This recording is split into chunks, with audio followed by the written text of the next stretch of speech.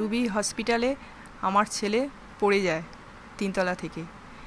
এবার পড়ে গিয়ে ওর ক্রেনিয়াটমি করা হয়। তো যদিও টাইমে করা হয়নি, উচিত ছিল 8টায়, করা হয়েছে আগের দিন 12:30টায় পড়ে গিয়েছিল, পরের দিন 2:30টার সময় করা হয়েছে ক্রেনিয়াটমি। এবার ক্রেনিয়াটমি অনুযায়ী স্কালটা ওপেন করা হয়, তো স্কালটা ওপেন করা হয়েছে, করে ওটা ওদের কাছেই রাখা ছিল। এবার যখন ওখান থেকে আমরা এবার কিছুদিন পরে ওরা বলে যে আমাদের এখান থেকে নিয়ে যান, এই ছেলের আর কিছু হবে না, এখান থেকে নিয়ে যান।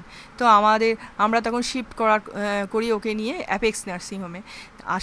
যাওয়ার সময় ওরা বললেন যে এইটা স্কাল আমাদের কাছে রইল, এবার ওর তো স্কালটা আবার লাগাতে হবে, ক্রেনিওপ্লাস্টি অপারেশন করতে হয়, সেটা করতে হবে। সেটা যদি এখানে করান তাহলে এখানে করাবেন, আর যদি না করান তাহলে যখন দরকার আমাদের কাছ থেকে চেয়ে নেবেন।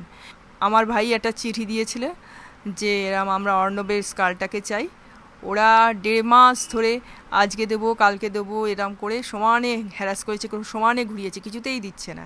তখন আমরা রাগারাগি করতে তখন আমাদের ওপরে ডেকে নিয়ে গেলেন, গিয়ে সার্জেন প্রিয়ব্রত দে, যিনি আমার ছেলের অপারেশন করেছিলেন, তিনি বললেন ওটা আমি ফেলে দিয়েছি। বললাম ফেলে দিয়েছেন মানে? না, ওটা পচে গিয়েছিল তাই ফেলে দিয়েছে। শেষকালে ওরা একটা চিঠি দিয়েছে যে আমরা এটা হারিয়ে ফেলেছি।